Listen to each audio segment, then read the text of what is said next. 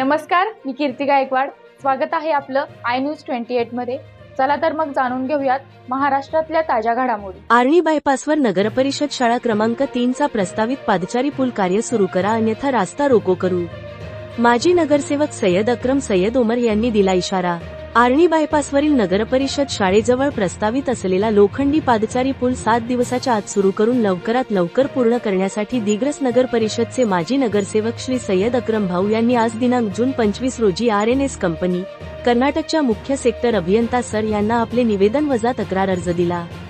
सदर कन्स्ट्रक्शन कंपनीचे दिग्रस आर्णी राष्ट्रीय महामार्ग क्रमांक 161 चे काम मागील काही वर्षांपासून सुरू आहे.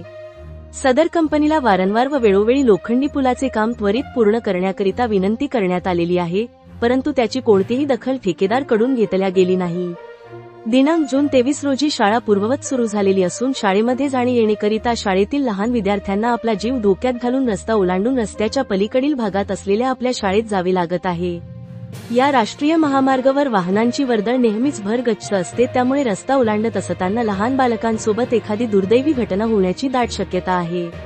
भविष्यात अशी कुठलीही घटना घटू नये म्हणून श्री सय्यद अक्रम सय्यद उमर यांनी सदर निवेदनद्वारे पुनश्च विनंती केली आहे की 7 दिवसाच्या आत या लोखंडी पादचारी पुलाचे काम सुरू करून लवकरात लवकर पूर्ण करावे, अन्यथा आपण सदर कंपनीच्या विरोधात संबंधित शाळेचे शिक्षक, विद्यार्थी आणि त्यांचे पालकवर्ग यांना सोबत घेऊन याच ठिकाणी याच महामार्गांवर रास्ता रोको जन आंदोलन हाती घेऊ व अशावेळी सामान्य जनतेस होणाऱ्या असुविधेस व तात्कालिक समस्येची परिस्थितीची जबाबदारी सदर महामार्ग निर्माण कार्य करणाऱ्या कंपनीची जबाबदारी राहील, असे प्रतिपादन सय्यद अक्रम भाऊ यांच्याकडून करण्यात आले. सदर तक्रार अर्जाच्या प्रतिलिपी माननीय तहसीलदार साहेब, तहसील कार्यालय दिग्रस व पोलीस निरीक्षक साहेब, पोलीस स्टेशन दिग्रस यांना देण्यात आल्या. तर दर्शकांनो, आता या लहान बालकांच्या जीवन मरणाच्या प्रश्नावर सदर कंपनी लोखंडी पादचारी पूल निर्मिती कार्य हाती घेते की सामान्य जनतेकडून रास्ता रोको जन आंदोलन कार्य केल्या जाणार?